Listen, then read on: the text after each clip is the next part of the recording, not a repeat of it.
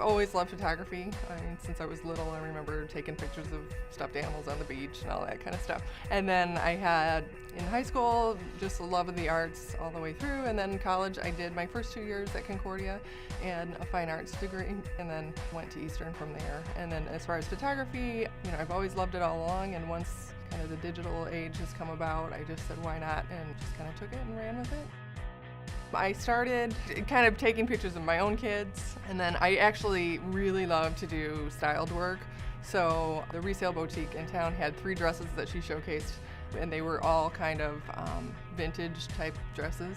And I said, I want to put those together, and I have an old one-room schoolhouse studio that's in Britain, and I kind of had this vision of what I could do with these dresses, and then I found models to put in them, and we did the whole kind of series of pictures.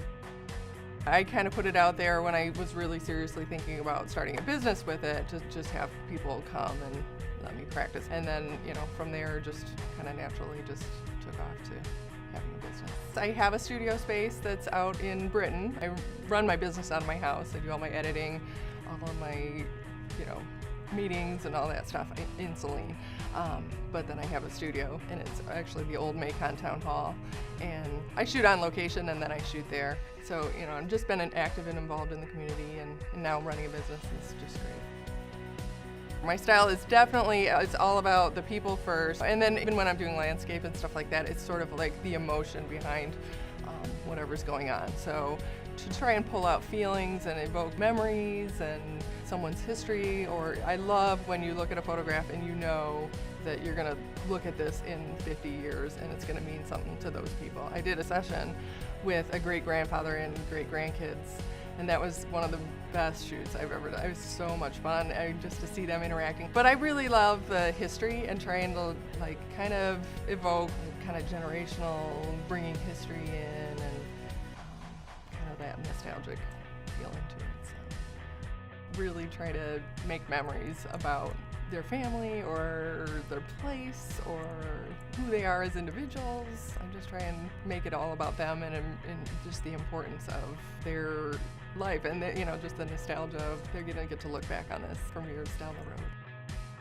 I did a session for the Carr family, and right after he was diagnosed with his brain tumor, and I mean, again, it was one of those things that they're gonna look at these and they're gonna have some importance to them. And I mean, I think all pictures do to some degree, but when you know that it's gonna really have an impact on somebody, I think it's just that much more special. And again, it wasn't so much of a, everybody look at the camera and we're gonna go with this lighting scenario. It was more like just go and interact with each other and have fun, and then I'll just be there to capture that. So I try and do things that someone could hang on their wall as an art piece. I mean, the clients will know that it's them, but it's not necessarily a portrait. It's more of an art piece that they can hang. But I love to get to know what their personality is and try and draw that personality out. And everybody's a different person, and trying to pull out what their happiness is, or what their joy, or in some cases what their sorrow is. Every time you go to a session or every time you're working,